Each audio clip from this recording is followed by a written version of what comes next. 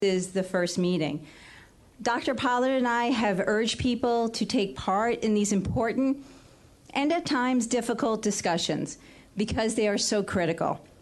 They're not just critical to make sure that the math science building gets built, but these meetings are also critical for starting to forge a better relationship between the college, the city, and all of our neighbors.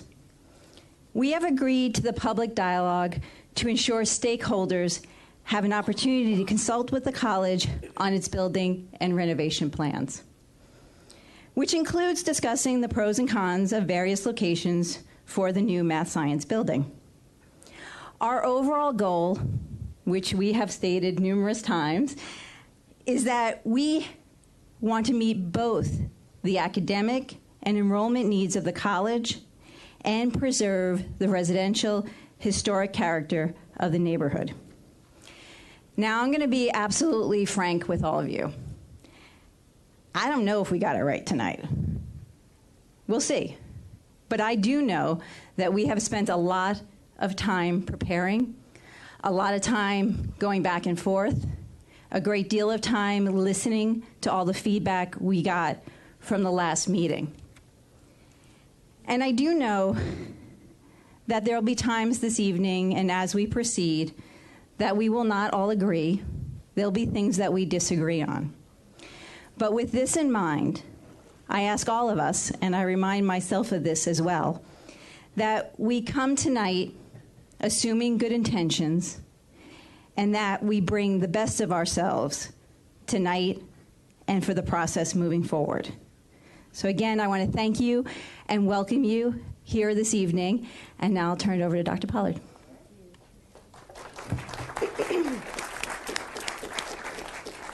Perhaps I too should have worn my yellow shoes, Ms. Kate. I want to thank you all for coming out tonight, and I'm delighted to be here with the college community. I know that each of us has extremely busy lives, and the fact that you chose to be here tonight to be a participant in this set of conversations means that you're sharing time with us, and I'm very grateful for that, and I appreciate the conversations that we're going to have this evening. I want to acknowledge and express a deep appreciation for our partnership with the City of Tacoma Park. We've worked closely with Mayor Kate Stewart and also City Council Member Peter Kovar to plan these meetings, to come to an agreement about our roles and the objectives of these meetings. As Kate described, has certainly been a lengthy and engaged process of doing that. Together, we have crafted a process that is intended to be inclusive and give all stakeholders an opportunity to participate, to hear your feedback, your thinking, your concerns, and certainly your ideas. John Antonishak, our facilitator, I know where he is, thank you, is helping us to ensure that we live up to those agreements and has held us accountable as we move through the process the last several months. And that all viewpoints have the opportunity to be shared and heard. To those of you who were with us at our last gathering, thank you for coming to tonight's meeting. And I know that some of you felt left out last time, that your voices were not heard, especially some of our neighbors from Silver Spring, and I regret that. And I know that the mayor also shares those concerns. We, the city and the college, want to hear from each and every one of you this evening. And I want to say to you again this evening, our goal for the college with respect to the future of the campus is to balance the needs of our neighbors, the community, the students, and to do that with fiscal prudence and sustainability. I want your feedback to achieve that balance. Dr. Sanjay Rai, he's back there in the back of the room, who's our Senior Vice President for Academic Affairs, is with me tonight. He and I, along with Mr. Marvin Mills, our new Vice President for Facilities and Security, is also here. The three of us are ready to listen and to answer questions as we design the program tonight. And I know that working together, we can advance the modern facilities that our students need, respect the neighborhood, and also be responsive to the fiscal demands of our decision makers. Thank you, Mayor Stewart, for your partnership, and I look forward to the conversation this evening. And John, I believe I turn it back over to you. All right. Thank you. Thank you.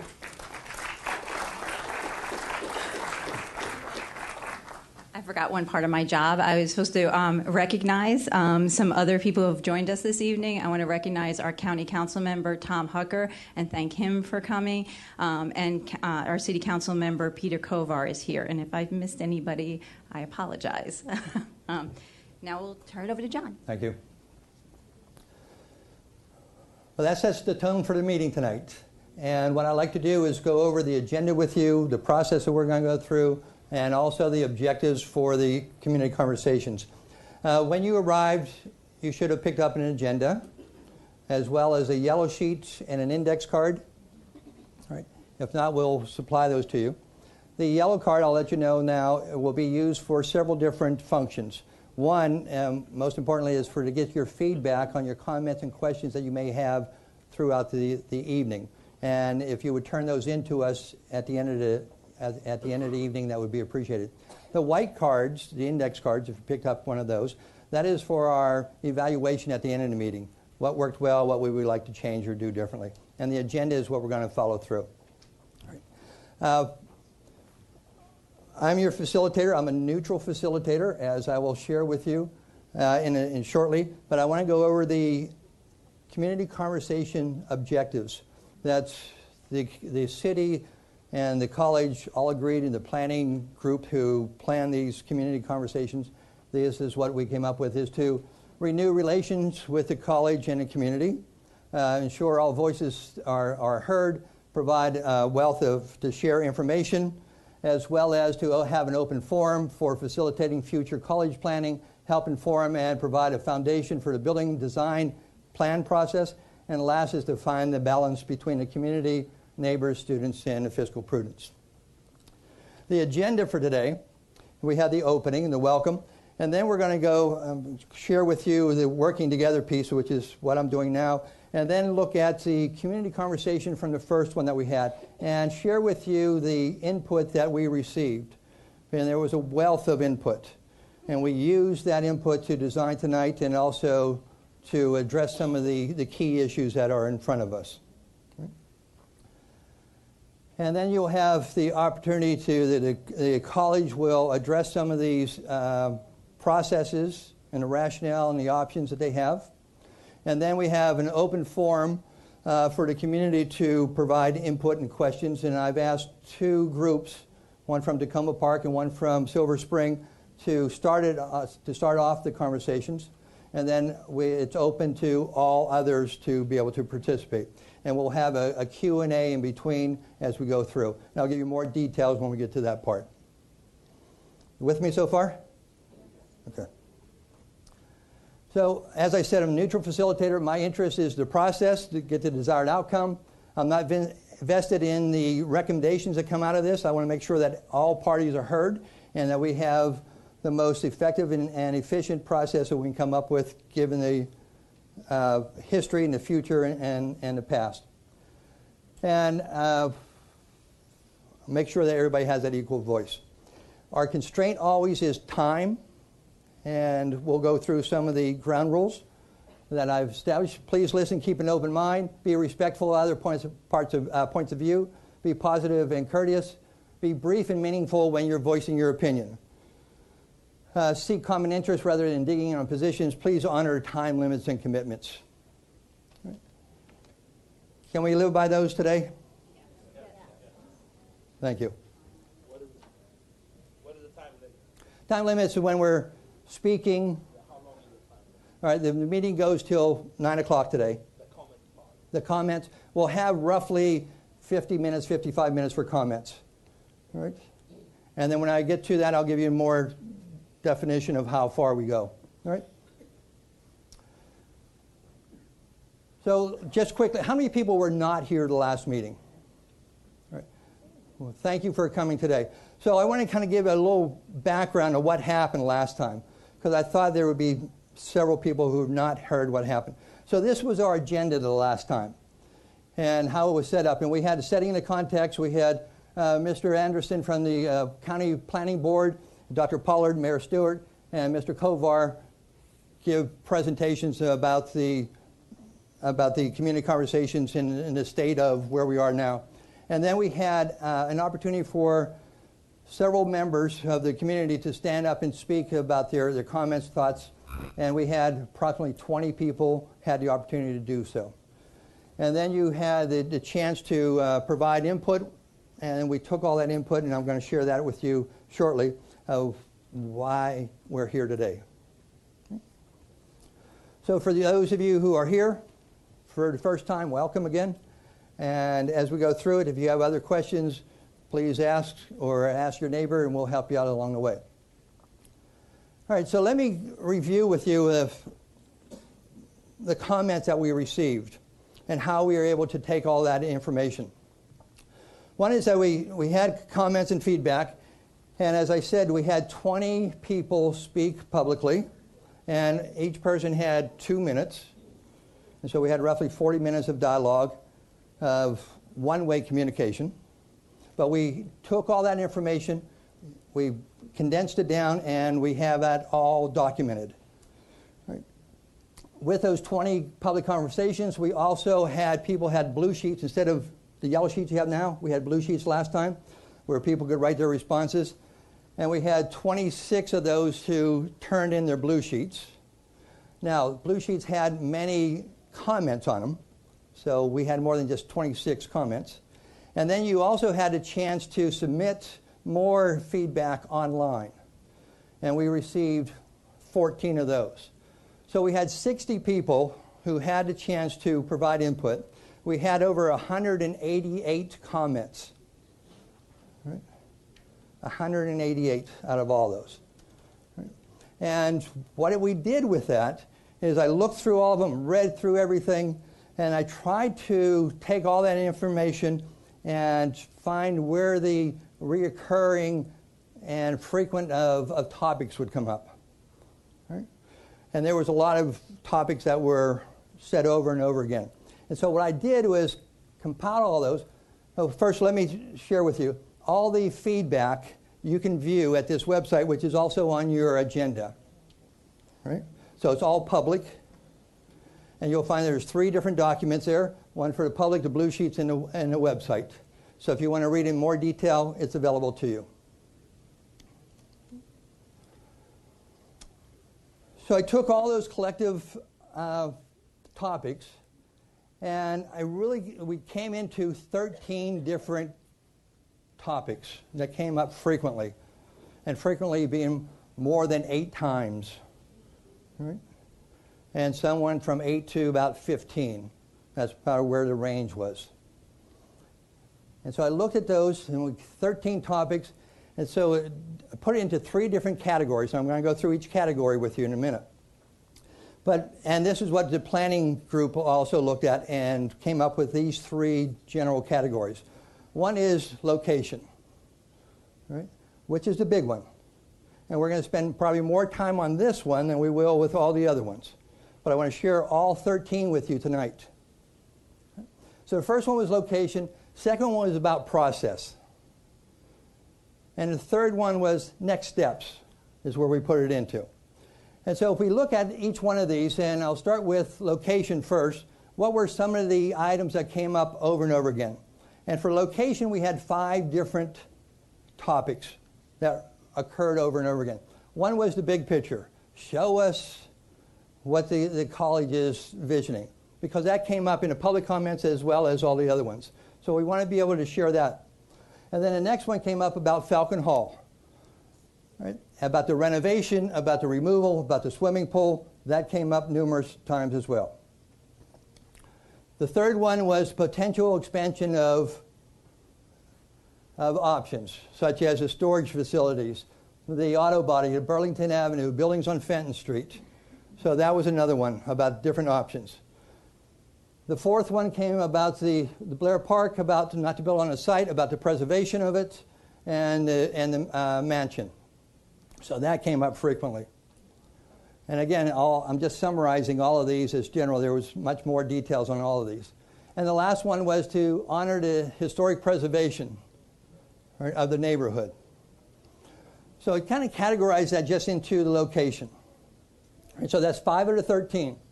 And these are probably the bigger ones that we want to talk about more than any other ones. And then the next category was process, where can we find all these documents? Where can I find the master plans? Where can I find the PDFs or the project description forms? Right? Where are they located? So we'll have that information for you as well. Right? We'll have the website, and we're going to give you another handout that has all of that information for you. Right? We talked about another process was the lack of Silver Spring representation. We recognize that, and we want to make sure we can do right by that. But that was a process piece. The third one is show a timeline of the master plan of the process and the construction. A lot of people had questions about what is the whole process with the master plan? Right? How does it start? Where does it end? Right? What's the construction process? Right? And that, again, came up frequently. Now, I know a lot of you know this, and some do not. So we want to, again, this is for the whole community to be knowledgeable about. And the third one is to create a working group. A working group that can look at the site, the aesthetics, the design, everything else that we talked about. And so that was another one that came up frequently. And that, again, that's a process piece. The third category was next steps.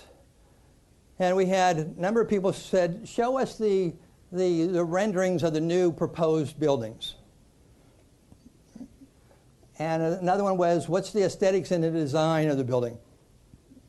As well as, we need to know more about the parking, the traffic, the bike issues currently, during construction, after construction, and so forth. And then the other one was the chemical lab safety.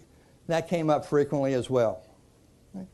So these 13 items, 3 categories, is what we want to focus in on today. Are there many other items? Absolutely. Are we going to resolve any or all of these today? Who knows? But we're going to have a chance to at least talk about them more than a one-way dialogue. So how are we going to go about doing that?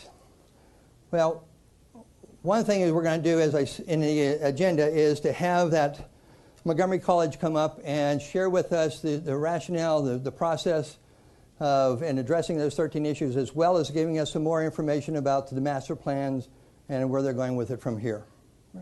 I ask that if, as you are listening, if you have questions, comments, you had the yellow sheet, write them down. Right? Afterwards, we're going to have time for Q&A, right? And I'll talk about the process on that a little bit later.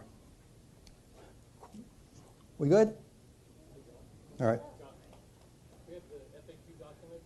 Okay, yes. Oh, thank you very much. Now's a good time. The college, we asked that the college address all 13 of those items. And the FAQs, frequently asked questions, on the 13. And they came up with concise and precise answers, for lack of another word, to the 13 items for you to have as well. And then there's another sheet coming around, right, the chemical lab. Yes. All right, then there's another sheet that they address the chemical lab safety and give you an idea of what chemicals are used in the chemistry labs. So I'll give you a couple minutes just to collect these and look at it, and then we'll get started and have Mr. Marvin Mills come up in a minute.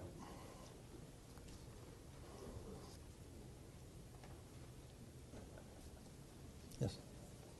How much time have you reserved for the Q&A period? We have around 50 minutes for that. 50 minutes. Yes.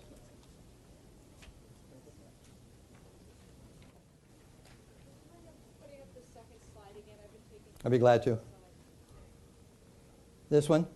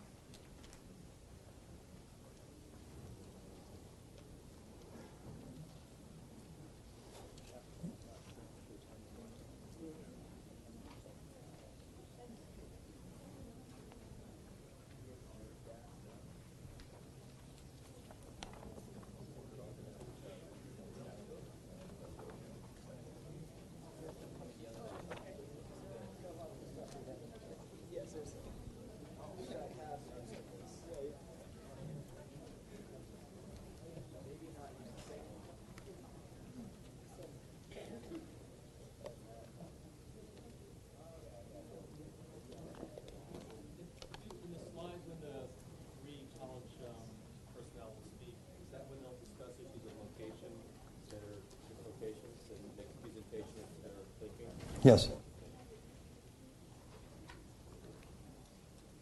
Yes, ma'am. I'm sorry. Is comment the same as Q&A? Yes, ma'am. Yeah.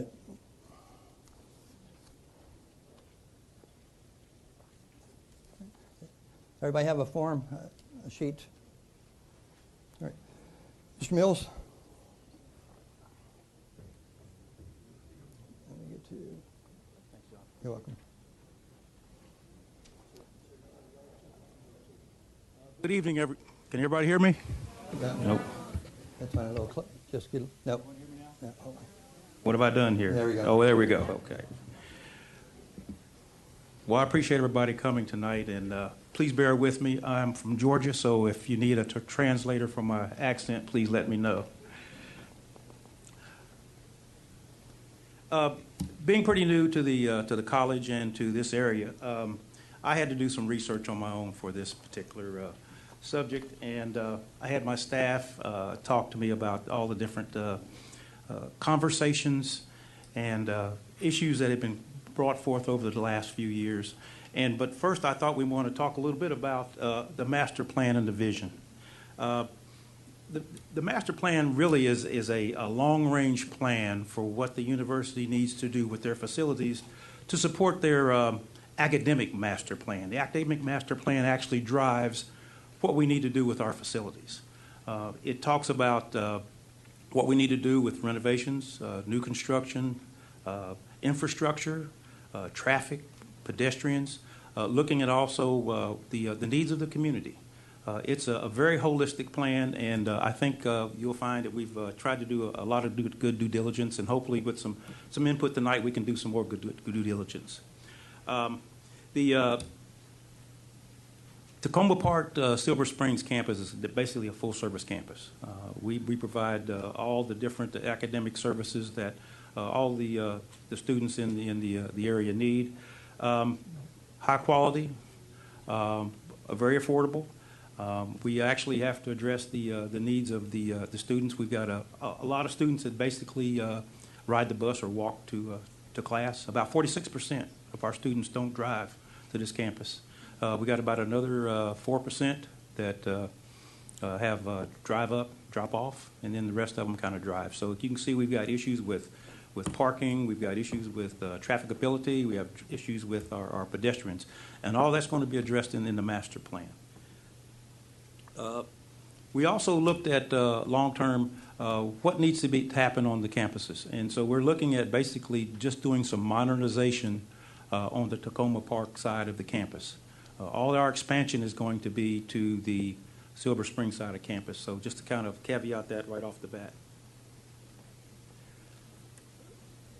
You've got this in your handout. I'm not going to read all these slides to you because you've got this, and I know you're very intelligent. I don't need to repeat all this. But we do have some vision guidelines, and of course we need to develop and renovate our facilities, support our academic and student programming, which is very key to us continuing to be very successful.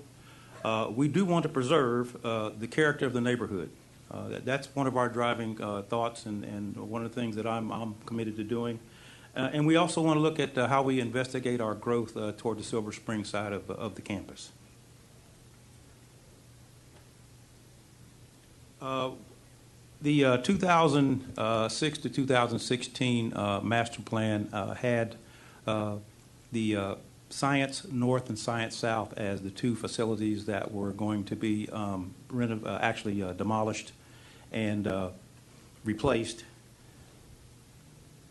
The 2013 to 2023 master plan actually moved it down, and so we're continuing to demolish Science South, but we're also projecting we would take down Falcon Hall.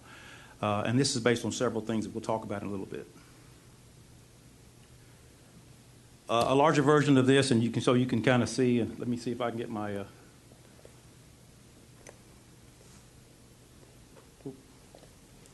my laser pointer out here.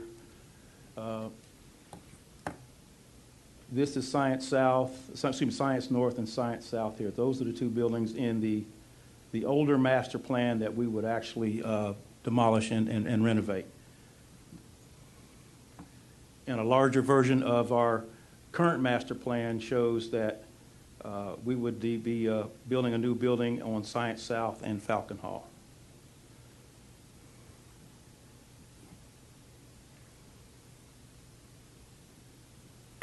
A written comparison of the two kind of shows where we have our differences. Basically, the ideas was we were looking at rejuvenating what's on the original campus, preserving the existing historical nature of our neighborhood.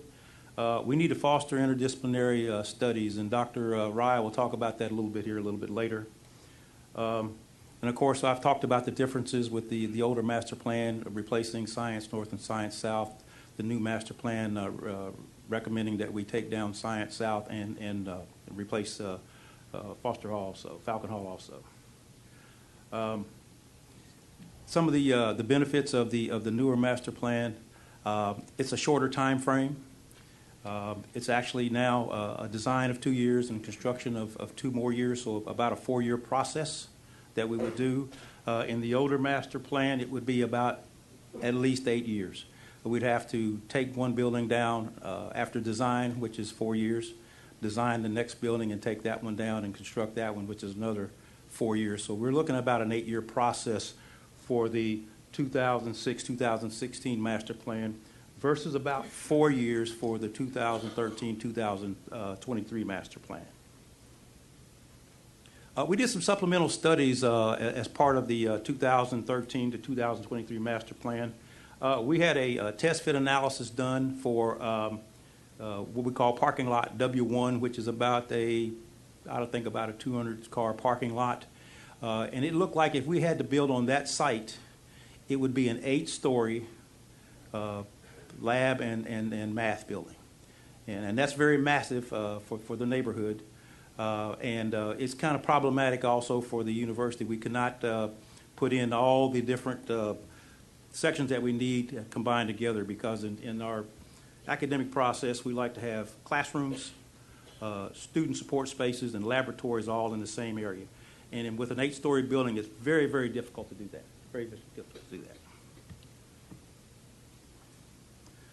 We also had a market study done on the Fenton Street area to look at those properties there, about the affordability of those for us building and procuring and building on those. And we also had several facility condition assessments done by VFA. That's a very real reputable firm out of Boston. And what they do is at a lot of universities and colleges, they do all the condition assessments. They actually walk through the buildings. They look at the roof, the windows, the structure of the building, the age, how much it would cost to repair it, build it new. They look at all the different code issues from life safety, which is your sprinklers, your fire alarms. They look at the accessibility for physically challenged students and visitors. And they came up with some very interesting things that we had to take into consideration as we did our next master plan. As I talked about, the master plan shows the different areas there, and I've got the previous master plan. Oops, excuse me here, I'm going back. The previous master plan would be 4 stories. That's a very massive edifice on that particular area. Have rooftop handling units, so basically be almost 5 stories high. By the time you get all the rooftop units that would evacuate all the air out of the laboratories, you're almost talking about a 5-story building. The gross square footage is about the same. The project cost is almost $88 million. As I talked about, it's a dual-phase project with phase 1 of the first phase being the design of the Science South, and then demoing and taking down Science South. And then the second would be taking down Science North. So as I said, we took before, it's an 8-year project. A long project, lots of construction there. Our current plan is a 3 stories with looking at 2 stories on the lower end of it and 3 stories on the back end of it. Again, rooftop units, but we can do some heroic things, I think, to kind of help with that. Gross square footage, we're trying to keep it about the same because of the needs of the academic programs. We're going to save about $2 million on this particular, if we do this particular one. It's a single-phase project. So the design will start this fall and end in the fall of 2019, with construction beginning very soon thereafter, and hopefully being in that building about the fall of 2021. Let's see here. And with that, I'm going to turn it over to Dr. Rye, and he'll talk to you a little bit about the academic part of the program. Dr. Rye?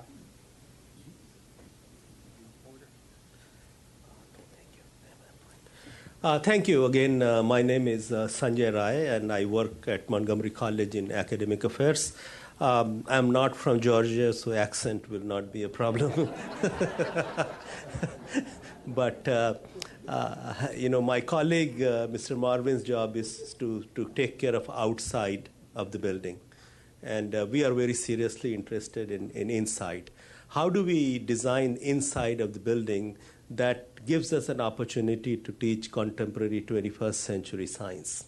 What is 21st century science? It's an integrated science. It's not about separating math from biology and biology from chemistry and physics from mathematics. To just give you your motivation, just a few years ago, a physicist won Nobel Prize for biology, right? So that's where the science is going. And this building is being built for the next 40, 30, 40, 50 years. So we have to design it with that futuristic idea of sciences. And in that, mathematics becomes central. So we teach courses like already calculus for life sciences. So life sciences and calculus, mathematics has to be in the same vicinity as we design this building. We teach physics for life sciences. So physics and life sciences is co-taught. They have to be together. We have faculty teach a course called Newton's Bridge. What is that? It's a learning community of mathematics and calculus. Calculus and physics. A lot of calculus came, the Newton's observation of apple falling and all that. So because of problems in physics, right? A lot of mathematics developed because of problems in physics. So we teach mathematics from that perspective. Now in 21st century, because of human genome sequences and other things, a lot of mathematics is developing because of questions that are arising in biology. So the point is, this building is an integrated science building where all necessary component of science, that is mathematics, physics, chemistry, biology, they will be together. So that's my little presentation. Thank you.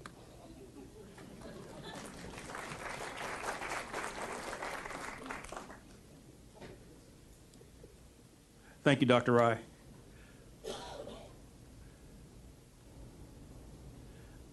I think there's a handout, and we should have some supporting documents. On the handout you have is called Facts. On the back page, if you look, there's a link to all the different information we would hope you would need. If you need any other information, please don't hesitate, and we will make sure we put that on that website. But we talk about our academic master plan, which is kind of driving everything, our facilities master plan, our consultant analysis. We actually have our capital project list on there, so we know how we budget, how the county is budgeted for us also. We have the real estate assessment so that you can see how we made some of those decisions and the information that they provided us. The new building footprint, which I think is key to some folks need to know that here, and we're committed to working on that. And of course our West Campus master plan, which shows our expansion. So at that point, I think we are ready to maybe turn it back over to Mr. John.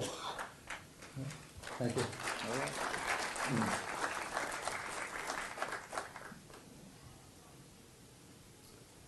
Okay, you've heard some of the 13 categories that were listed, and they are also addressed in that sheet. You'll also find a lot of these documents on the city's website as well. If you're looking for other places. The college also in that FAQ sheet has an email, community at whatever it is I don't have in front of me. Thank you. That you can submit more questions there if you like. And then the slides and the FAQs will all be posted on the website there tomorrow.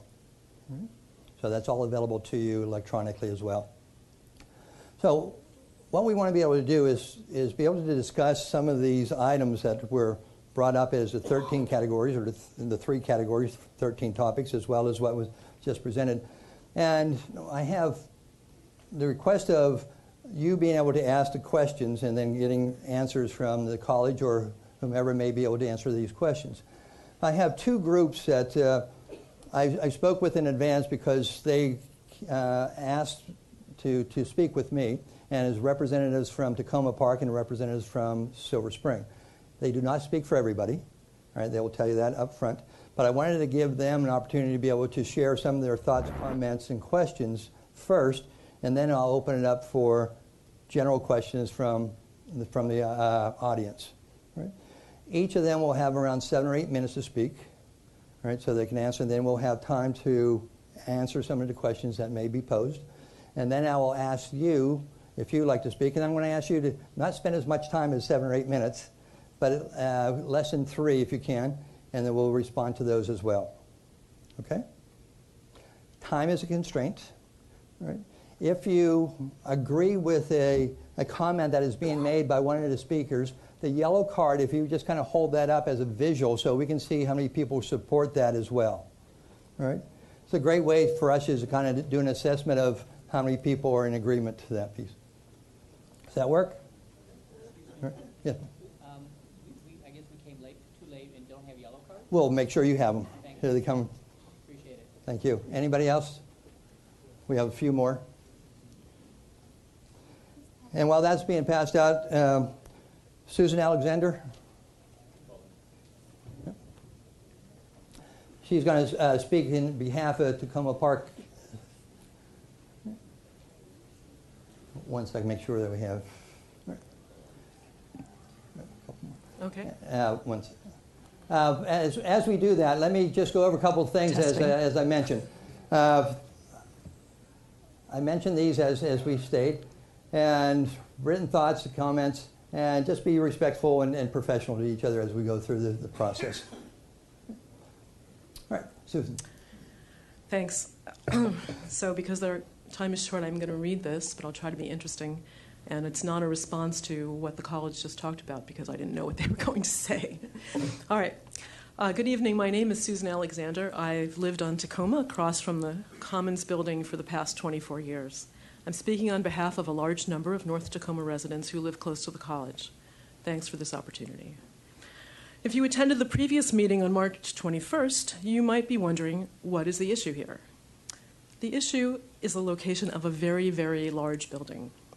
The issue is not our neighborhood's respect and support for Montgomery College.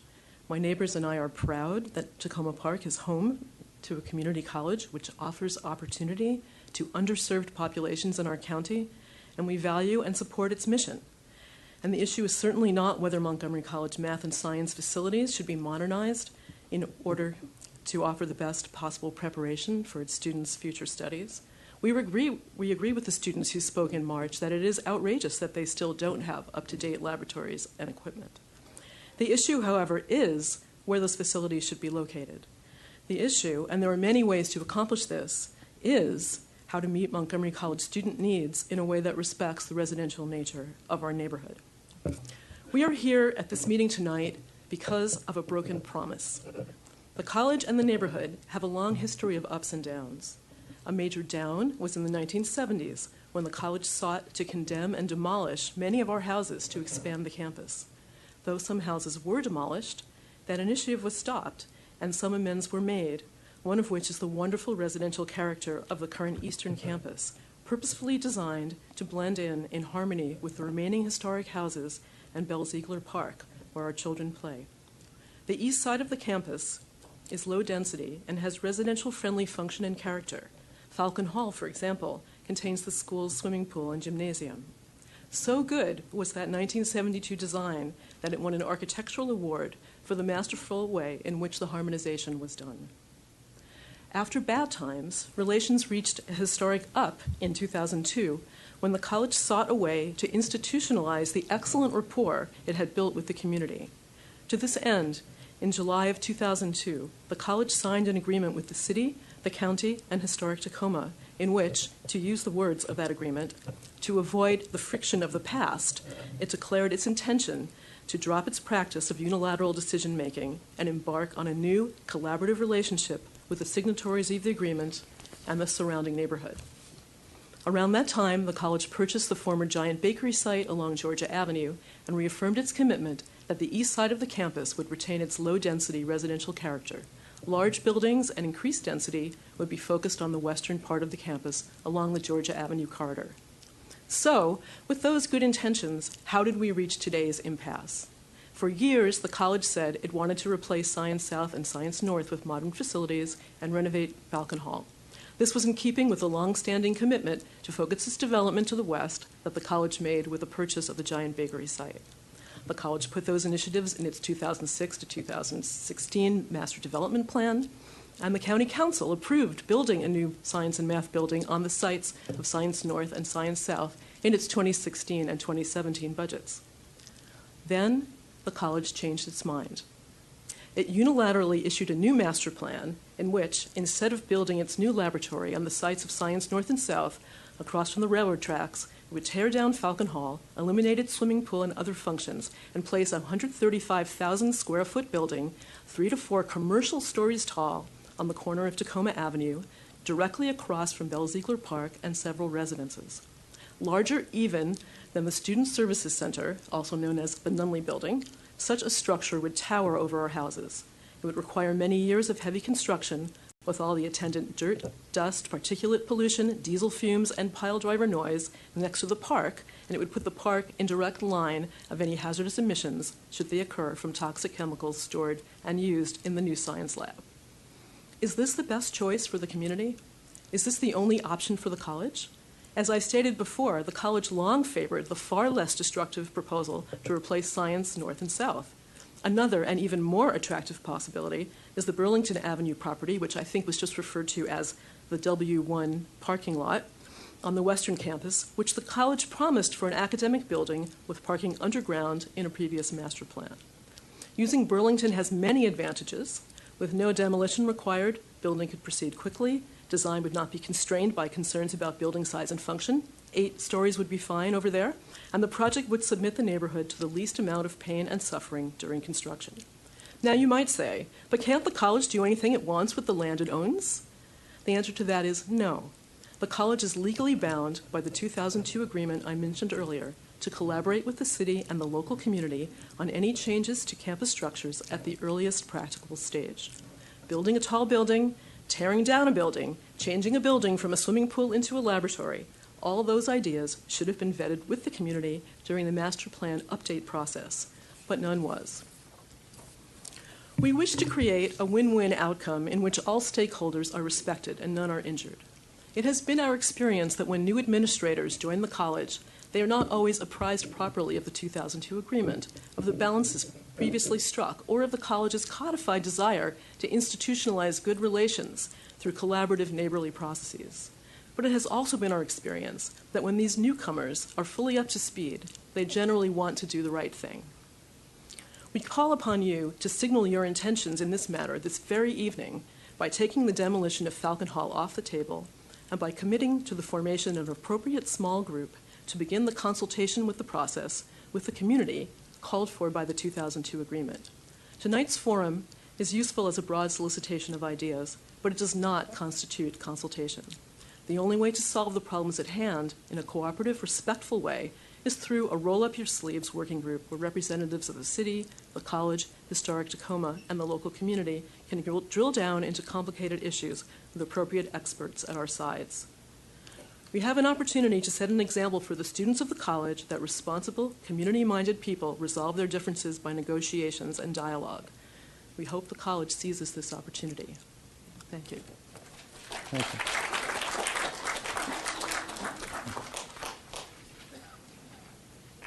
Thank you for holding up your yellow cards as well. All right, we have another representative from Silver Spring who will also speak on some of these issues, and then we'll open it up for other dialogue. All right. And Edith Holman.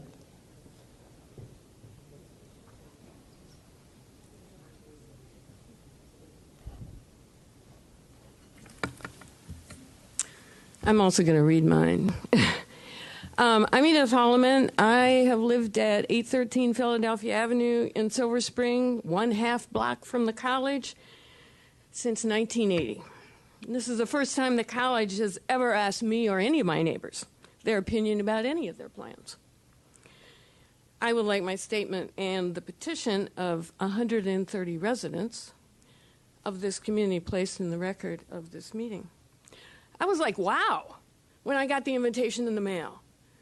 I thought the college was actually making us part of the planning process. Unfortunately, that does not appear to be the situation. We are being asked to approve their master plan 14 months after it was finalized and sent to the state, and almost a year after the county council told them to have conversations with this community.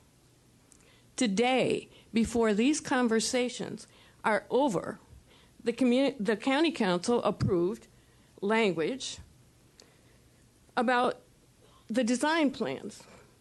Having, you can go ahead with the design plans as they are in the master plan. Now you can change them, but the statement is what's in the master plan. And what we know in the master plan is the destruction of Falcon Hall, which is my biggest interest. There are no plans for a timely replacement of Falcon Hall. Only vague promises of when we get the money and an acknowledgement that health and fitness is not a priority for this college. I suspect that most of you have not seen the master plan or did not know until you got here that your role is to rubber stamp the master plan. I was asked to be on this program to represent Silver Spring. I do not claim to represent Silver Spring. I don't know who does, if anyone. I represent the over 130 people who signed this petition saying, do not tear down Falcon Hall unless you have another fitness facility. The community, the students, and even some of the faculty had no idea that tearing down this building was a critical part of the college's master plan. For more than a decade, the college's previous master plans have been to renovate and expand Falcon Hall and replace the science buildings. That suddenly changed in late 2015. The college claimed that everyone within a quarter mile of the campus was invited to meetings in late 2015 when they rewrote the master plan. I was not. I live within a quarter mile of the college. None of my neighbors were. We found out about the new master plan from the school newspaper in May of 2016. No one who uses Falcon Hall was ever asked. We're not apparently an interest group or a focus group. I can guess that the majority of you present did not know about this and did not know that the master plan was quickly rewritten and stealthily rewritten in early 2016. No other option was considered except to tear down Falcon Hall. When I took the petition around, the common response from the people I talked to is, what? Why would they do that? Right? I've been swimming at the college for more than 20 years, and I know there's 30 years. Sorry, there's other swimmers here. When I went to college, there were no fitness facilities for students who weren't athletes, and that meant girls didn't get any. I learned to swim in graduate school because my school built a fitness center for all of its students. Like most students, I had no money for private gyms and pools. I had no money for a car, so I began to bike. Those exercise patterns have stayed with me all these years, and some of you probably see me bike around. And people develop exercise patterns when they're young. We know that exercise is important for a healthy life. Today in the Washington Post, a study on life expectancy was written up. It said people are less likely to live longer if they are poor, get little exercise, and lack access to health care. That describes many of the people in Montgomery County and many of our students. Depending on what happens to the Affordable Care Act, more and more of us may be responsible for our own health care. Exercise is a critical aspect of preventive health care and one of the few actions that we can take ourselves. We know that, but Montgomery College doesn't seem to. So here we have a campus whose focus is on health sciences, right? And training the health professionals who will be telling us that we all need more exercise. But their college is taking away their opportunity to exercise by telling them by their actions it's not important. Can you wrap your mind around that? A college that has a great indoor pool, a beautiful basketball court, a weight room, tennis courts, and racquetball courts that the college has refused to repair for 10 years, is going to rip it down when other schools are attracting students by building these facilities. The Tacoma Park Silver Spring campus would be the only campus in the Montgomery County system with no athletic and fitness facilities for its students, staff, and the community. Not because they never had them, but because they decided to rip them out. So here we are, once again, the stepchild of Montgomery County, the last to get anything. The area is starved of public fitness facilities. Why? The college has a surface parking lot behind the Performing Arts Center, and by the way, it does not have 200 parking spaces. I was there today.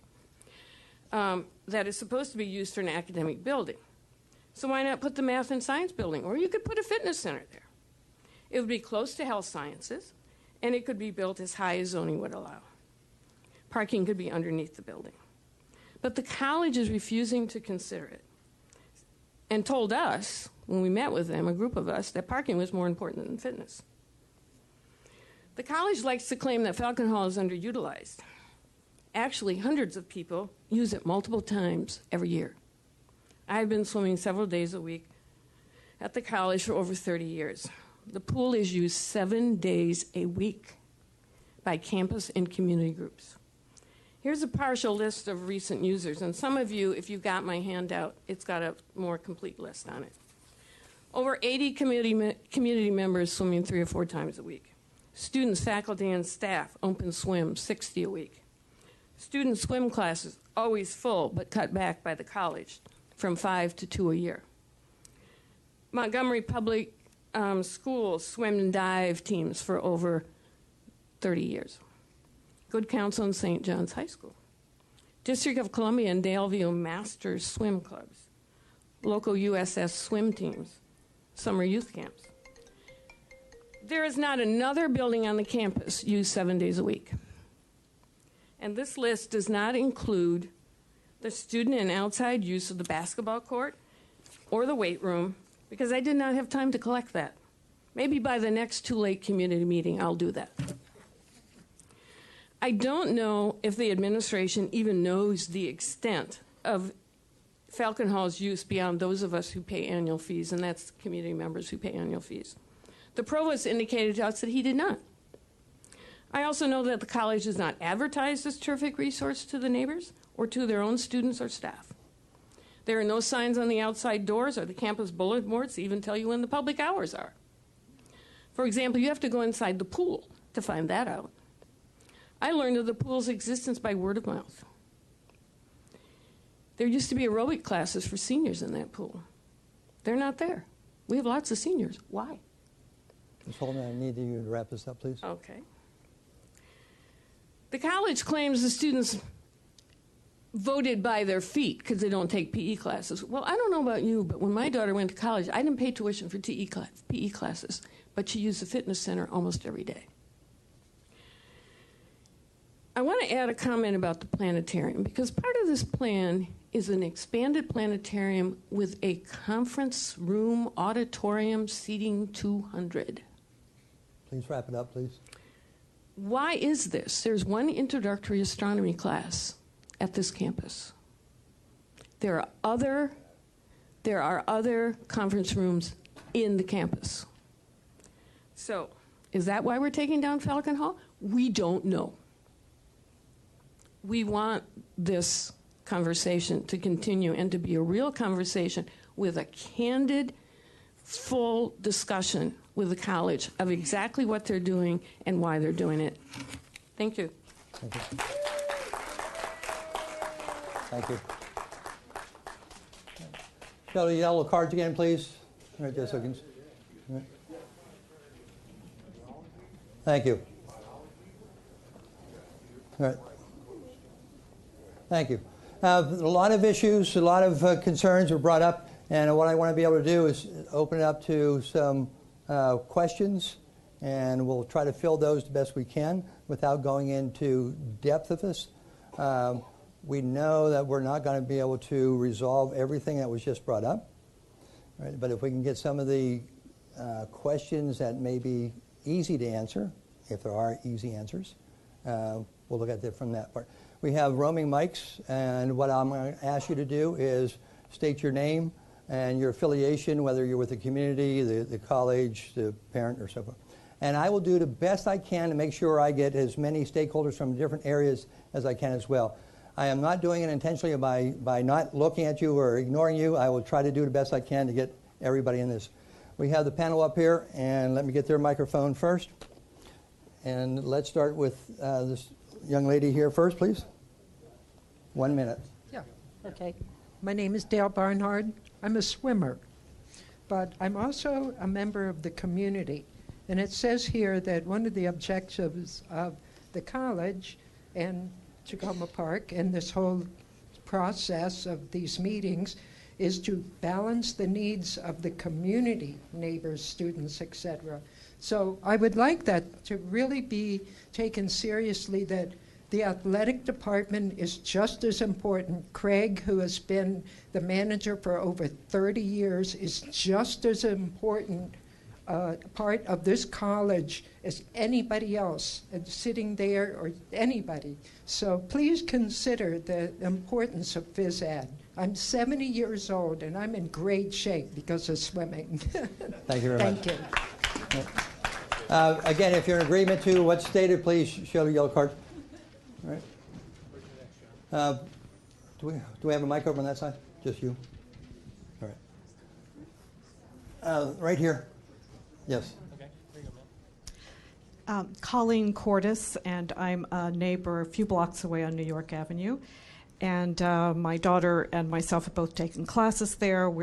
Our family's very supportive of the student body and the faculty and the administration, and definitely want the students to have a really high-quality science and math education, and hope you also integrate the humanities and the social sciences and the arts, because those are all integrating. But my question is, it sounds as if you should be able to tell us now an estimate of the height of that new science building. So if you could give us an estimate in feet of what the height of that building would be. That's my question. Thank you. Mr. Martin, it's on. Okay. Well, as I mentioned there, we're looking at on the far end of the site about a 2-story, and on the back side about a 3-story. 2 stories would be about 25 feet, and on the back side about 35 feet. And the HVAC above it, so we're talking about another 10 to 15 feet. So we're talking basically 40 feet to about 60 feet, which is a lot lower than a 4-story building on the previous site, which would be about 70 to 80 feet. Okay. These are all still kind of very, very subjective till we get into the actual design, and we actually start talking with our design professional about what these things that we want to do. We're going to talk about sizing, massing, what it needs to look like. All those are part of the design, which is basically going to be a lot of charrettes. There's going to be a lot of charrettes about this. So, yeah, we're going to be... And I'm sorry, how far away from the sidewalk? We're actually looking at, it won't be any closer to the sidewalk than Falcon Hall is now. So we're not going to have it any closer to the sidewalk. We're actually looking at increasing the green space with this building if at all possible. Before I take the next question, Ms. Mills, will you explain what a charrette process is? I'd be happy to. A charrette process is where you get a lot of the user groups, folks that are involved in the process, and they meet with the design professional to talk about all the different requirements that would be placed on how that building is designed. Not only what it looks like on the outside, you talk about trafficability, you look at pedestrian flow, drop-offs, what the academic folks need, the facade. I mean, what it looks like on the outside, down to what the color of the brick is. You talk about everything that you think about in that, so that when that design professional comes back with his first rendition, it should be something that everybody can kind of look at and says, okay, that's close, and we continue to tweak it till we all think we've got something that's good for everybody. Thank you. Question in the middle? Yes, sir. Sir. Oh, microphone, please. Thank you. I have two questions, if I may. The first is, will this charrette process include design considerations at different locations besides at Falcon Hall? Actually, once the design, we need to figure out, that's one of the reasons we're having these meetings, so we can figure out where we're actually going to do the site.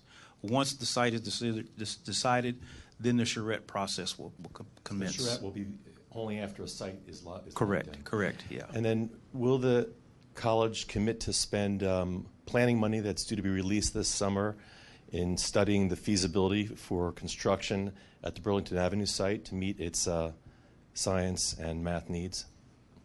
At this particular time, that is not in the mix. Then the reason why is because that particular site we don't think, as I mentioned, is conducive to the math and the science based on the height of the facility. Okay. So that's already been decided by the college? It's pretty. I'm trying to think how to explain this. In operational terms, both for academics and for the actual operation of the building for the mechanical systems, an 8-story laboratory building is not very conducive. You never see 8-story, and the cost would be, I'm not sure what the cost would be there either. We're very limited on cost. So that's a fait accompli? Pretty much, yes. We're looking at other sites, other options. Before you hand the microphone, will you just state your name and insurance, so we have that? And Yeah, I'm sorry. My name is David Kaplan, and I'm a resident in Tacoma Park. Okay. Thank you. Thank you. So, gentleman here. Name and affiliation, please. My name is Tababu Safa. I live on 7720 Carroll Avenue. My young son, 18, is about to finish school, and I'm hoping that he'll go to Montgomery College. I agree with the intention of getting the community input, but I have to be very honest with you. Have you walked on the campus? The demography is minority underserved. Here, I don't see the representation of the Tacoma Park community. I'm sorry to be bold. And so when you say community, are you talking about the people who live around there, or are you talking about the people of Tacoma Park? Your outreach is very weak. I think we need to expand this. I agree. Community input is very, very, very important. You have to pay respect to the wish of the community, but that community has to be expanded. And this is the first time I'm sitting here. I'm overwhelmed. I'm overwhelmed because I'm marginalized from the process. And so many immigrants in this city are completely oblivious to what's happening here. So I think when we say community, we have to be the common agenda, not interest of our individual classes. I have to be very honest with you. I'm surprised the community that talks about Montgomery College is mostly white. The people who go to school are, at least their parents have to be here. Okay? When we say community, I'm sorry to be bold. When we say community, every community member has to be taken into an account. Otherwise, it becomes an issue of privilege. I'm sorry. So you need to do an extensive outreach so that the marginalized members of our community are sitting at the table. Thank you. Thank you. I'd like to address that as well, because that was one of the things that when we were planning these community conversations that we wanted to reach out as far as we could, and we sent out, the college sent out postcards to all the homes within a half-mile radius of the college, right, as well as it was in the newspaper of the city of Tacoma Park advertising the conversations, right. We'll strive to reach out even more so, but that was our first line of trying to get as many people at these conversations as possible. Right? But it's documented. Thank you. All right. I want to go back on this side, if I may, sir, with the yellow. Yes, sir. Which one, John? Yeah. Yes, sir. The second one. There you go. May I ask you to stand up and state Sure. your name and affiliation, please? Thank you. Richard, check. Okay,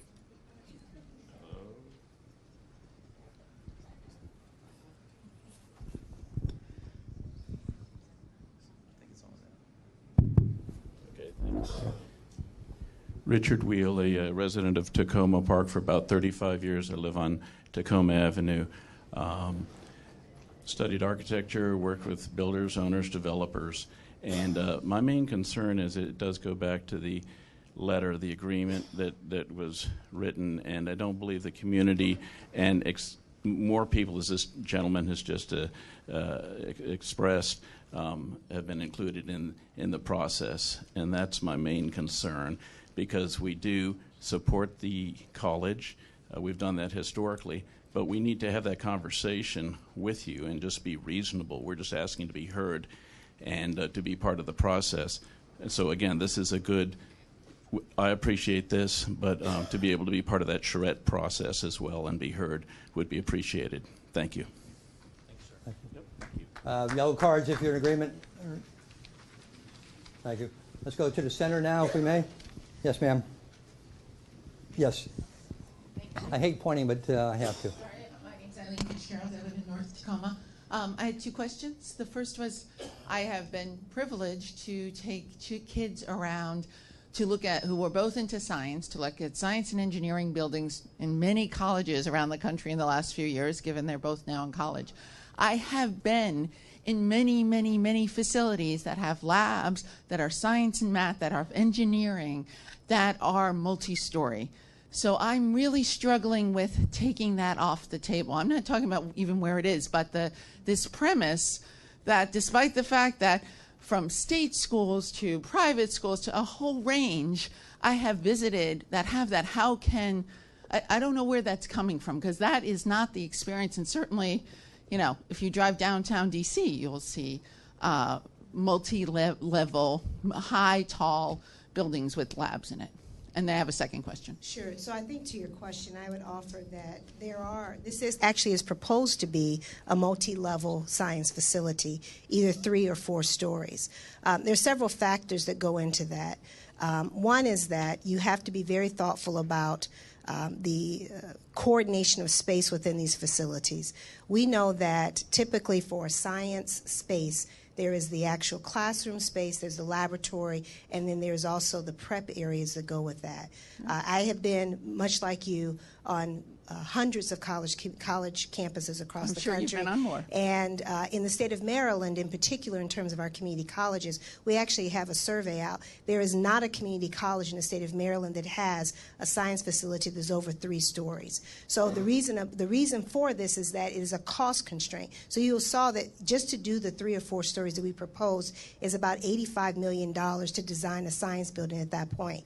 We don't receive funding to be able to do a science facility. It's going to be a multi-story facility that will cost what it will cost to do that, and including, as someone mentioned earlier, putting parking. When I first started in my career, you would count a parking space about $25,000 to $30,000 for one parking slot. You go underground, you have almost tripled that cost for parking in of itself. So for us, the perspective is, how do we maximize this investment that the county and the state has made in our science facility, and to design it in a way that allows us to have interdisciplinary space and also have space that's responsive to how we choose to teach these courses, because this is what is preparing them for transfer in the world of work. I would agree with you that there may be spaces across the country that has had science facilities that are far more dense or high. The reality about that, and maybe even University of Maryland College Park, but I can tell you one building that the University of Maryland College Park gets in any facility is the total cost of community colleges' capital projects, the total cost. So the capital budgets for community colleges is all of $80 million, give or take. So we've maximized this by being able to get multiple pieces of money over multiple years. That's the issue for us. But you are not looking at the full costs, because you have in the Burlington situation, you don't have a tear down. You can get that building to the children, to the students, getting to the gentleman's issue about equity much faster because you have land right there. You don't have the health impacts on lots of people, including workers, the kids, the neighbors, and everyone else about all of that renovation. In fact, the Burlington property has no residential. So I think it is specious to say that we're only looking at the costs related to the actual building and not related to all of the construction, all of the costs that it's going to cost the police department, the city of Tacoma Park to have that particular area constructed. You know, cops who are going to have to be there. But That's my actually bigger part of argument what we is that have you to- are saying it's not feasible. I mean, we both know it's feasible. So don't put out that the It's not eight-story. feasible. Well, the other gentleman. That's not true. You're saying that in that cost constraint, but not that it's not feasible to design a science and math So I building. think for us, the reality about it is I have to take in cost constraint.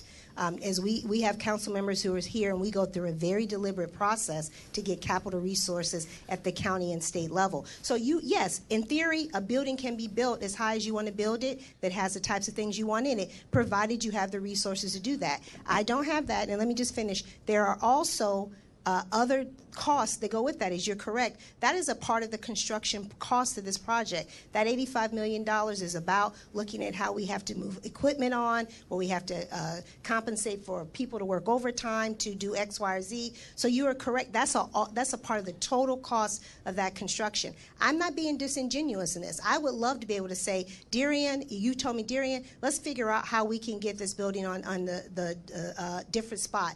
The reality is what we've spent, both in terms of the first capital plan and the second one that has been put forward. How do we respond to probably about 3,000 to 4,000 students that we have enrolled in science courses?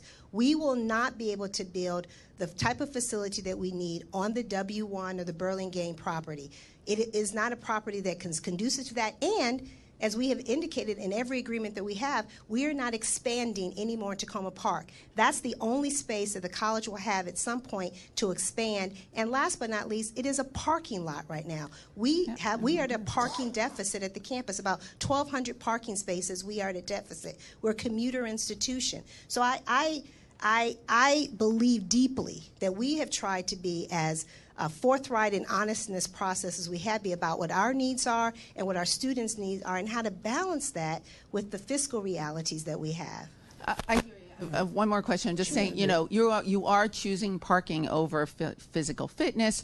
I would urge the county council that you need to provide them some resources to actually do an appropriate analysis and comparison and look at all of the impacts. I understand where you're coming from. No, we well, did then it. maybe you can share that with all of us. It's actually on the website that we have listed. That there's a consultant's analysis of. I don't have my sheet in front of me.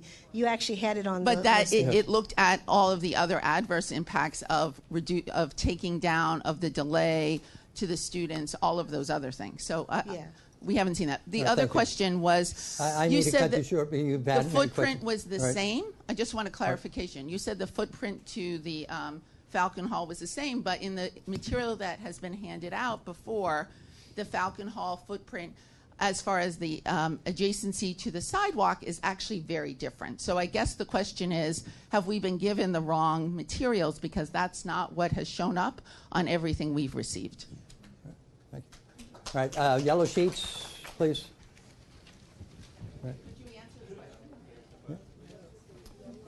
the question? The table, the question on the table, is the footprint the same? That footprint is basically just a concept. The actual footprint will be determined during the charrette, during the final part of the charrette. So, but it's 134,000 square feet building, and both those plans have the same size building. So. Without the same setback at all. Well, I'm saying that what you see there is just a concept, which was part of the facilities plan that we had to provide. But the actual setback will be determined based on the charrette. And we're going to promise that we're going to be as much setback as we can. I'm a firm believer in green space. I'm sorry, earlier you said that it would be no closer to the sidewalk than the... Pardon me? That's correct, and that is correct. It will not be any closer to the sidewalk than Falcon Hall is now, and if I can get more back, I will do that. How enforceable is that promise? Excuse me, sir. I need to have you stand. If you wanted to ask a question, you need me to acknowledge, and we need to get a microphone on you, please. All right? Thank you. Your name and affiliation? My name is John Hannon. I live on Islington Street, very close to the campus. It's in Silver Spring. The last presenter said that the paperwork doesn't reflect that setback. You're saying that the paperwork reflects just a concept, and the setback will be different. You promised that the setback will be no closer than the no closer to the sidewalk than the current Falcon Hall. How can that be memorialized so that is continued in the future and is a clear commitment that won't be changed? What we do is during the charrette, the original part of the charrette, when we get all the folks together, is we actually give that design professional a list of what I call a scope of work. And he will have a list of all those particular things that we want. And if that needs to be part of it, that can be part of it. We will list all those things on there, and the design professional has to design to what we want. And until we get that, none of us will be happy. So I guess my question would be, coming out of this meeting, can it be documented that you're committing, the campus is committing, that scope of work to the designer will include some of the promises that you've said? So the Yes. written representations in this meeting will be documented. Correct. Okay, thank you. Correct. Thank you. All right. Let's go back to this side of the room, if I may. Lady in purple, please. My name's Monica Ettinger. I'm from Silver Spring. I have two quick comments. One, what Tebabu mentioned about who is here at this meeting. I applaud the college for trying to reach out around directly half a mile around the community, but you're not talking to kids from Kennedy, you're not talking to kids from Blair, you're not talking to kids from Northwood, and these are some of the kids who go to that school. So I'm not exactly sure how to reach all of those people, but that is part of me. It may not be that neighborhood within a half a mile. Second, I just wanted to ask this question. There was a lot of accusations hurled at the college about doing things unilaterally, and I'd like to give them the opportunity to respond to that. Did they make unilateral changes? Did they just make this change without talking to the community, or did they talk to the community and maybe some people didn't hear about those meetings? I'd just like to give them that opportunity to respond. Since you weren't here, I'll let you not have to respond to that. When the college, and Sandra, I'm going to ask you also to help me if I get some of these facts correct because it's managed out of our facilities area. When we went through the facilities master planning process, we first go through an internal process with the college community to identify what the program that's needed, how do we look at enrollment trends. Those of you who don't know, math and science continues to be our most rapidly growing program of study at the college. And as a result of that, we look at projected enrollment trends, we look at space needs and how we design those spaces, and then we go out and take that and have multiple conversations in the community. Contrary to what was presented earlier, I will fully admit that maybe it didn't reach all the highways and byways of Tacoma Park and Silver Spring, but what I can say is that we did invite, we had community conversations to invite people to that. We worked, Sandra, there's a list that we go through, that we collect the list and we mail those out. At the first community meeting, we probably had about 25 people who came to that, 20 to 25 people. From that, then we also then had a second one after that, where about 5 to 10, I think, came to that session. Two, would you like me to say 2? Okay, 2, I can say 2. Okay, thank you. Was I incorrect in the first in terms of the number? How many do you think were there? Okay, a dozen at the first one and then 2 at the second one? Okay. And then at that particular point, we went back, and what we had presented were the first master plan had what you saw there, the 4-story building that was built in the one spot that was on the facilities master plan. What we heard is that the interest was not to have a 4-story building, and our attempt was to respond to that. So going to your question, we went then and revised the facilities master plan to try and do what we thought we heard. Take the massing off of making that 4 stories, to spread it out, because we still have the same space need, but be able to move it out. Falcon Hall was then put onto the table as a result of that. One, that particular building is 39 years old. We have a significant challenge now in keeping it functional. And in fact, all 3 of our campuses where we have had major problems with our wellness and fitness areas because the state does not give us money for those facilities. They prioritize in the state academic buildings that deliver the courses that are necessary for degree completion. So as a result of that, we had to figure out how is our priority. We have programs of study that are required by students for graduation, and that is what we did because we can't expand in Tacoma Park. We want this to be interdisciplinary. We have a finite amount of money to do that, and most importantly, how do we do it and be respectful of all the things that are happening there? And that was our attempt to be responsive. What I have learned since then, that was not the attempt that was appreciated, so that here we are in this set of conversations trying to rectify that. The Tacoma Park campus is a significant, it's the first campus of Montgomery College. Our attempt is always to do it right. The reality about this is the challenge of also coming to agreement about what consult means, what collaboration means, and I think that we have a history, whether it be our pavilion, Building 3 or 1, the Commons, the Charlene Nunley facility, we've worked multiple times to be responsive to what the community has said. This particular building is a struggle because it is a building that's needed. It is large. I have no doubt about that. I don't have the ability, going with our previous question, of putting that on the Burlingame property. It will not fit there appropriately. It will not meet the academic needs of the institution. So unfortunately, I have two options. And I have also, I just need to say this too, I have been deliberate about honoring these community conversations. We agreed to this with the city. We laid out a process and how we're going to do this. I have not tried to presuppose an end. I've come to the first one. I've come to the second one. We're working toward an end to figure out what this looks like. And that end, here are the two options that we think can work based on the property we have, the money that we have. So how do we get to a point of saying, if you're saying go back to the 4-story one, and we're prepared for the 8 years of construction, and we understand what that's going to be, and we want to have the pushbacks and all the types of things that are necessary, and what's that we call it? We stagger the building so you can put more in the front and have less in the back. There's all kinds of things we can do in that space. We're happy to do that. But how do we move beyond that particular conversation? And that's the struggle where we're in right now. And that was a long response, and I apologize. All right, let's go on. We had that side. We go into the middle. Gentleman right here. Yes. My name is Rupert Chappelle. I produce video for the college, high definition, 3D, 360-degree video, and virtual reality for the planetarium. I have a question about the planetarium that's currently there, but before that, I think that there's something more important to say, and that is when I look at this crowd of people here, this does not look like the community at Montgomery College. The people at our college are very diverse. We have a lot of people that are minorities, people from all over the world, all different countries, all different languages, all different faiths. Everybody gets together because everybody respects each other. We respect each other as people. Now, these people that are going to this college, and I urge you to go over there and see what I'm talking about. These people deserve the same educational facilities that our students in Rockville and Germantown have. And if you don't, then there's something wrong with you. Now, there's one other thing. All right. We're looking at the other thing is that when I started working here, your question is. Okay. I have one other comment, but I'll ask the question. I'm producing content for a planetarium. Now, I noticed that there's no picture of the south of the planetarium that's currently there. Are you planning to demolish that along with Science South?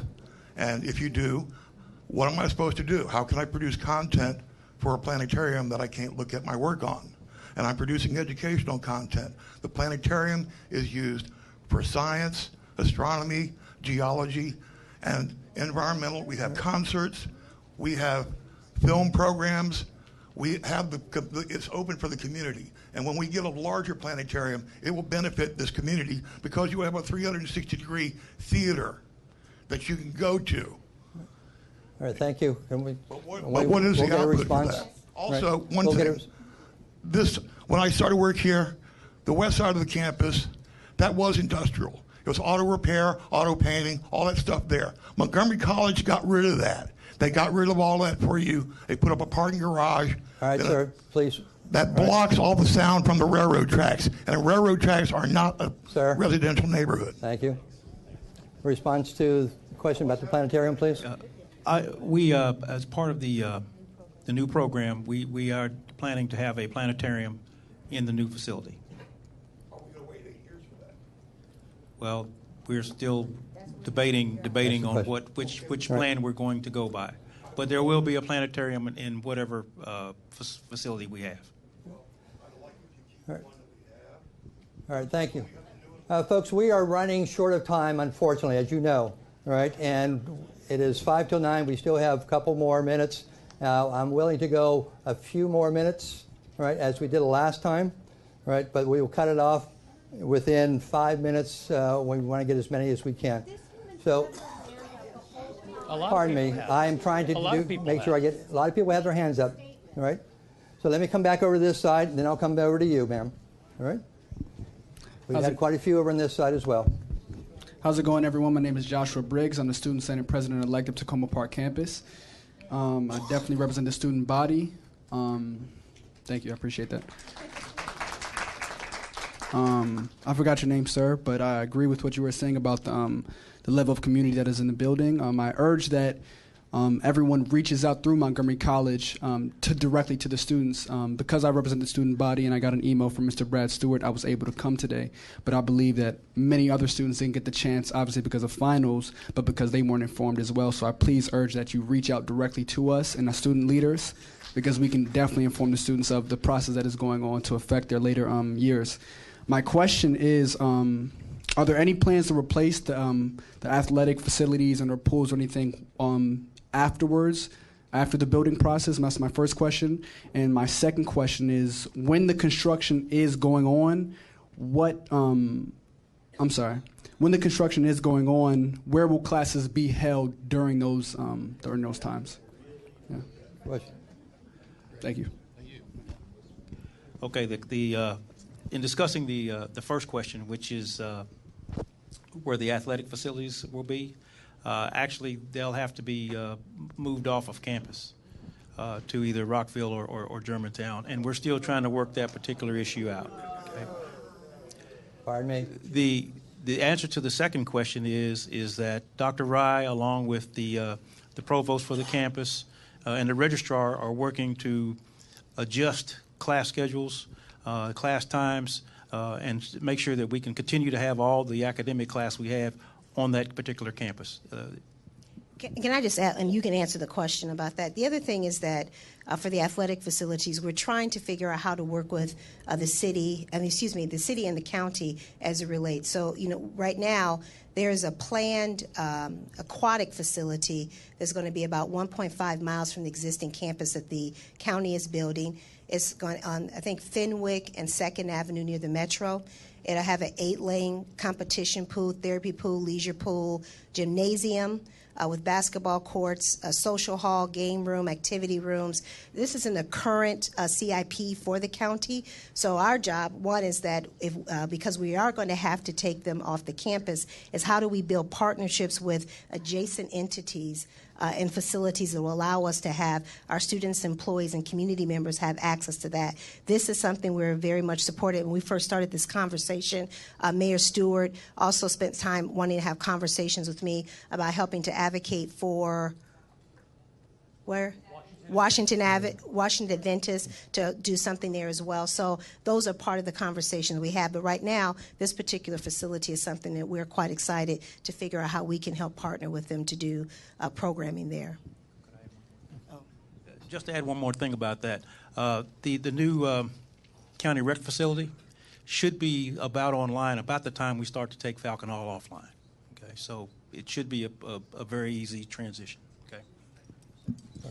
So one of the plans where we are using Falcon Hall's space to bring this science building, that allows us to keep teaching our science classes right on this campus. It has minimal impact. Some of the classes, math and others, will be taught out of P3 building. But this way, this will be least disturbing to our students.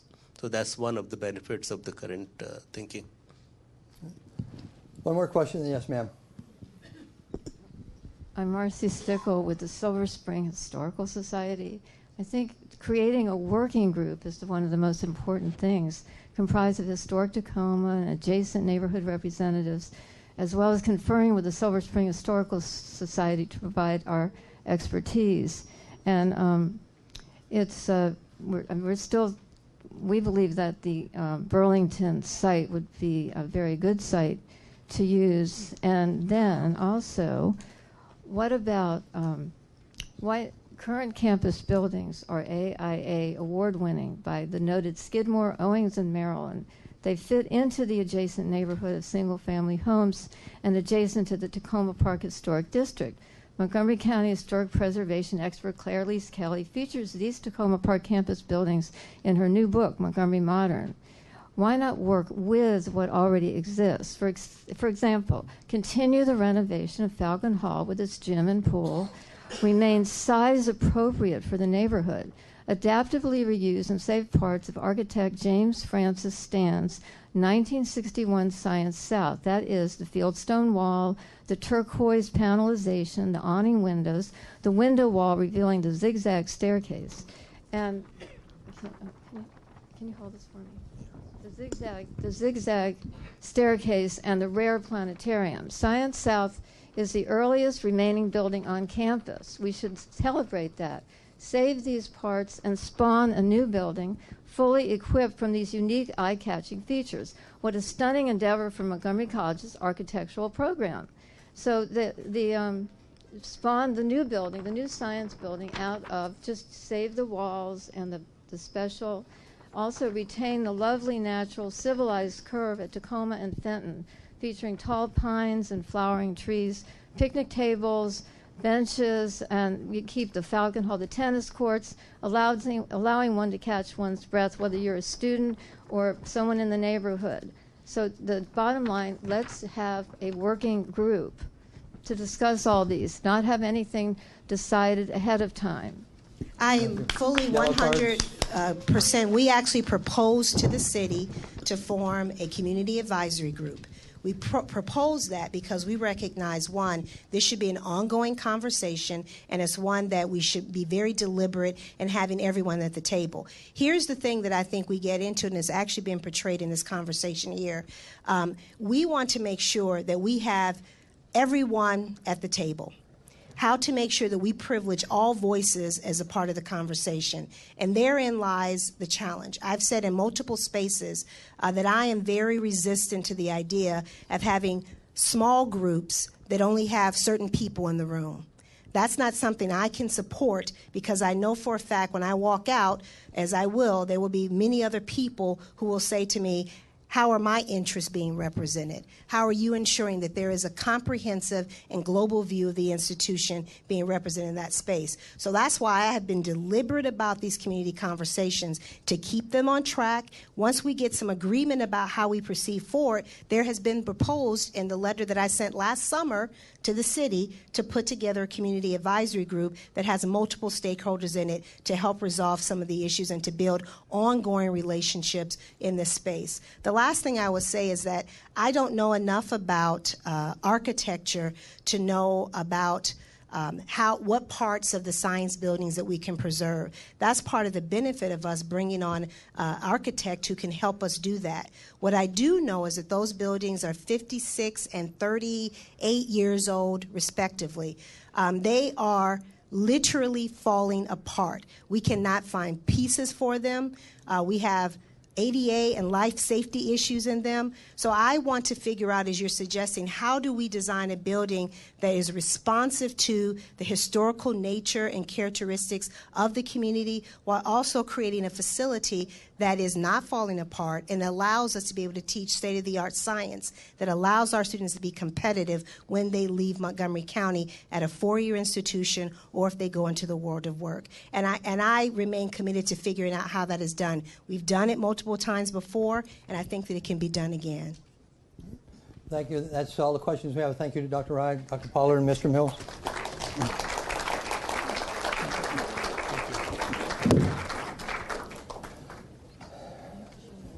As I said, our challenge tonight was time as well. What we want to be able to do is next steps of moving forward. What do we do from now? Is your comments that you have from the yellow sheets, the public comments that were made today, we'll take all that, look at it, and determine how we can come up with the next meeting. If you have comments, please submit them also online. The online address is on your agenda, so you have that opportunity. Your yellow sheets that you had today, if you have comments on those, they're out on the table. There's a box there if you would deposit those. That would be helpful. And as I said, we'll look for next community. Our next meeting, all right, here's a little change. The date did not change, the location has. All right? We are moving the next building to the college. All right? All right, to the college. Yes, to the community college. Yeah, to Tacoma Park campus. The next meeting that we have, the conversation meeting. All right. We will determine where, what building. We don't have that, but we'll make sure we get that out to you. We'll send out the cards again. Your email, if you signed up, when you signed in this afternoon, we'll make sure that that gets to you as well. And the last piece is the white index card that you have. If you would give us some feedback on the effectiveness of the meeting today, right? And on one side, it would be what worked well tonight. And on the flip side, delta is what will we change or do differently. If you could respond and provide feedback, that would be helpful. And again, outside on the table. Pardon me, we're not over yet. Thank you.